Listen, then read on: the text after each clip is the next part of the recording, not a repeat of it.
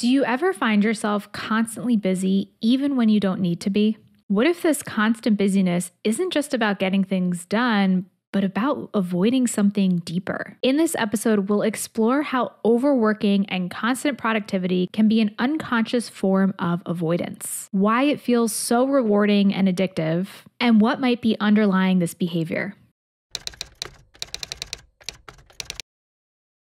Welcome to Calmly Coping. My name is Tati Garcia, and I'm a licensed therapist and coach specializing in helping high achievers overcome anxiety, burnout, and overwhelm. If this topic interests you, then please like, subscribe, and hit the notification bell so you'll be notified every time I release a new episode. Thank you so much for tuning in. Constantly being productive and overworking can be an unconscious form of avoidance, especially in somebody who is high achieving, overachieving, or high performing. I like to refer to it as the overs. So these types of individuals will often overwork, over prepare, overthink, you name it, because there is this constant drive, and especially in the types of individuals that I specialize in supporting, who are those who are struggling with what's known as high functioning anxiety. And so those are individuals who appear high achieving and successful on the outside, but on the inside, they are struggling with anxiety and this intense fear of failure and fear of judgment or negative consequences that is often propelling them forward into doing more. So there's this worry often about dropping the ball, or if I don't prepare enough, then things are going to go wrong, or I'm going to be seen as incompetent, or people are going to judge me negatively. So it's this fear and worry and guilt that are often driving this kind of endless behavior of overdoing things. And this often results in a lack of self-care and a lack of just being able to relax and allow yourself to actually enjoy your life. But there's this constant feeling that you need to be productive and doing more. And this also ties into the fact that oftentimes these types of individuals will attach their self-worth, or how worthy or valuable they think they are as a human, to how much they are getting done. So if you feel as though you need to accomplish more or check more things on your list in order to feel like you're good enough, or in order to avoid this feeling of I'm a lazy person, then you could be stuck in this cycle of just constantly doing, producing, performing, achieving, and not allowing yourself to actually rest, recharge, take a step back, and do what we all need to do as humans. And by the way, if you're somebody who is curious about high functioning anxiety, you're not sure whether or not you have it, I have a free quiz that you can take to help you identify whether or not you have high functioning anxiety, along with the next steps that you can take to help you to manage and overcome it. You can take this quiz by going to hfaquiz.com. And here's the thing about being productive and constantly busy and overworking, is that it can create this temporary sense of accomplishment. Like, it feels good to check things off of your list, and it feels good to get things off of your plate. However, this is often short-lived. And then it follows with, oh, now there's more on my list that I need to do, or let me just get these next few things done and then I'll be able to relax. And it kind of turns into this endless cycle that you find that you may never get the time to relax because there's always going to be more. And you're not necessarily relishing in and celebrating the accomplishments that you are engaging in. And here's the thing, when you're staying busy, it can actually help to distract you from confronting your uncomfortable thoughts or emotions. Maybe underneath, when you find, and this is something that I find in a lot of clients that I help, when they actually do sit down to relax, there is this inner critic that comes up like, oh, you should be doing more, or what's wrong with you, or you're not good enough. And so staying busy helps you to avoid confronting those thoughts, which can be really uncomfortable and disconcerting. And it also can be the underlying emotions of the guilt, or the worry, or the feeling down and being hard on yourself that can be underneath this productivity that you're kind of just covering up with these accomplishments of checking things off a list. So I touched on this a little bit, but what are you really avoiding when you're in this place of constant productivity? It's oftentimes fear, anxiety, guilt, or any other uncomfortable emotions that are under the surface. Here's the thing. Many of us, I know that I wasn't growing up, weren't taught the skills in order to manage our emotions, in order to process and work through things.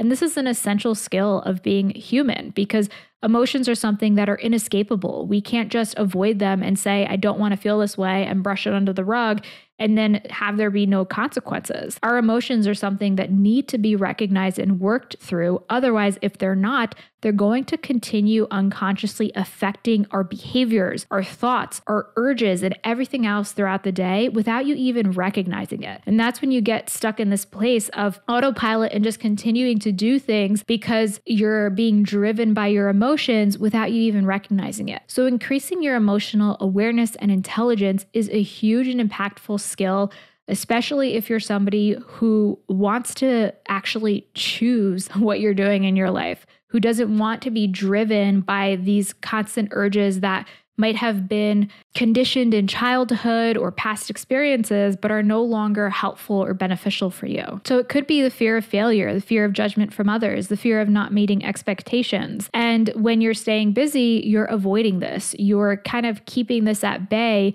because you're covering it up with a Band-Aid in the sense that, all right, I'm accomplishing more, I'm getting things done. That means I'm not lazy. That means I'm not going to fail. That means that people aren't going to judge me negatively. But in reality, you are continually judging yourself negatively. You are continually in this place where you're feeling fearful and anxious, and that's going to continue under the surface until eventually it boils over and it just becomes too much. And you have to take a step back and you have to turn off the on switch and actually explore and recognize what is going on under the surface. And these potential underlying causes could be a harsh inner critic. I mentioned this before. So maybe you have internalized this voice of being really hard on yourself and putting a lot of pressure on yourself and saying that you're not allowed to take a break. You constantly have to be busy. You're a bad person if you don't check these things off the list, whatever it is that your mind is telling you. These are things that we often internalize from parents, caregivers, teachers, coaches, anybody, especially in your earlier life experiences, that we can kind of take on these voices and use them as ways of motivating ourselves, when in reality, they just make us feel worse. Maybe it's past trauma that you've experienced that is also under the surface that hasn't been truly processed or resolved. And if it's something that you're avoiding, wanting to talk about or think about, that is often a sign even more that it could be affecting you in your day-to-day, and when it can be beneficial to get the support of a therapist to help you process and work through that trauma. Even if it's something that happened decades ago or a long time ago, it can still be affecting you in the present and negatively impacting your ability to function and to take proper care of yourself. Or maybe you're avoiding the things that happen outside of work. Maybe it's stress in your relationship or your family or your friendships, or the things that you have to confront when you're not being busy, when you're not working, especially if you're somebody who is staying late at work and constantly doing chores to avoid, and this might not be a conscious thing, but maybe unconsciously avoid interactions with your partner or family members or friends, then this could be a potential sign that maybe there's something like some sort of stress or difficulty that you could be avoiding by continuing to stay busy. This could also be financial stress, whether it is the stress of I don't have enough money, so I need to keep working and this endless pressure to keep doing more. Or maybe it's on the other side of things where you are somebody who is actually making a lot of money and you feel guilt for making this amount of money. And so you feel like you need to work more in order to justify making this additional amount of money. Maybe you're also somebody who is struggling with low self-worth. And because of that, you feel as though you need to prove yourself by doing more work or by getting more things done, prove that you are a productive person or prove that you are a qualified or competent enough person. And this is driving your desire to constantly be doing more, pushing yourself harder. Or maybe it's some combination of multiple things. And I'm sure there's things that I missed. If you find that maybe there's something else that could be driving this desire to constantly be busy, then this can be something for you to journal on and reflect on. What happens when I stop or slow down? What happens when I'm not checking things off of a list? And that's kind of the next step, is recognizing the pattern. Asking yourself, do I feel anxious when I'm not working? Do I feel guilty when I'm not working? Or what emotions come up when you try to take a break? Or what happened if you took a break and let go of your to-do list? What does your mind come up with? And I'm asking it in this way because oftentimes our minds can exaggerate the negative consequences that occur, especially when it's coming from a place of fear and anxiety. So asking yourself personally, what will happen if I stop or slow down, or if I let go of constantly doing and constantly being productive? And this can give you clues as to what is driving that within you. And once you have recognized this pattern, then you can, journaling is a great first step. And this can help you to become more aware of what's underneath that. If you're looking for more one-on-one support and guidance, this is something that I help my clients with. You can learn more by clicking on the link in the description to work with me and learn more about my coaching and therapy services, or you can meet with a therapist in your local area. But I encourage you to start by just creating small pockets and moments of stillness in your day. So maybe it's just taking out 5 minutes to rest without doing work, without the pressure of the list on you, and just doing something that you genuinely enjoy, that maybe you wish you had more time to do, but you don't because you're constantly in this place of productivity. And taking 5 minutes is a simple thing that we can do. Maybe you want to set an alarm for that during your day. And as you gradually ramp up, maybe adding more and more of these small breaks. And the important part is when you are taking these breaks, noticing, all right, how do I feel? Am I putting pressure on myself? What's going on here? And it's not about judging this or criticizing yourself for this, because that's just going to create more negativity that you're placing on top of yourself. It's about being aware of it non-judgmentally and compassionately so that you can recognize the pattern, recognize what is at the root, and then address it. And so if it is self-criticism, and this is the next step where you are addressing the underlying causes. So if it's self-criticism, practicing and learning the skills of self-compassion, noticing that critic when it comes up. This is something that I dealt with a lot in the past, still comes up from time to time, where there's this guilt of, okay, I'm taking a day off, or maybe I had something on my calendar and I'm really not feeling up to it. And if I were working for somebody else in the past, I would have taken a personal day. But now that I'm self-employed, it feels like this is hanging over me. And so I'm being hard on myself, like, I should be working, or I should be doing more. What's wrong with you? You're so lazy.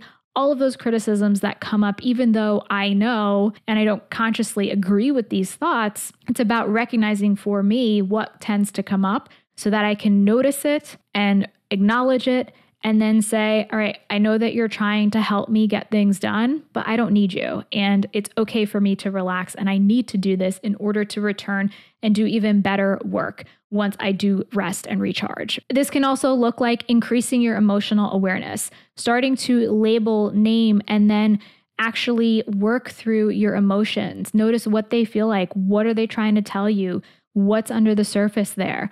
Also, working through trauma. This can be really important to get the support of a qualified trauma-informed therapist to help you to work through anything that could still be influencing you in the present. And let's say if it's relationship stress, financial stress, really facing those things head on, not just continuing to avoid them and brush them under the rug, but maybe that looks like having conversations or making plans or doing the numbers with finances and recognizing that, okay, maybe I felt like this stress and this pressure to continue to work and do more, but when I do the numbers, I'm okay and I'm making it, and I don't need to put this pressure on myself because it's not making me any more money. It's just causing me more stress. So kind of addressing what is it for you that is getting you in this place, and how can you address that specific underlying cause? And recognizing above all that productivity is not a measure of your worth. You do not need to do things. You do not need to check things off a list to be a good person, to be a good enough person, to be a valuable or worthy person. You are worthy exactly as you are. So I encourage you to start to bring this awareness